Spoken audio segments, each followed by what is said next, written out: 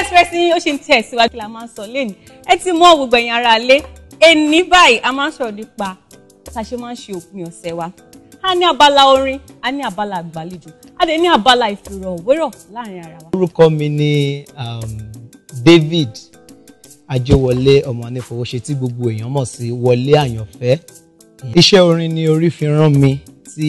ó dẹ̀ jẹ́ iṣẹ́ tí ó wù mí tí mo dẹ̀ ti ń ṣe láti ibi ọdún díẹ̀ sẹ́yìn. Ọ̀pọ̀ ènìyàn ló dúró láti ṣe mí ní règùn àmọ́ nítorí Elédùmarè bàbá tó fadé sórí mi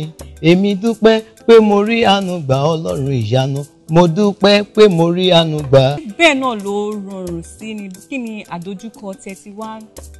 space lẹ́nu láti ìgbà tẹ́ ti ń kọrin yìí.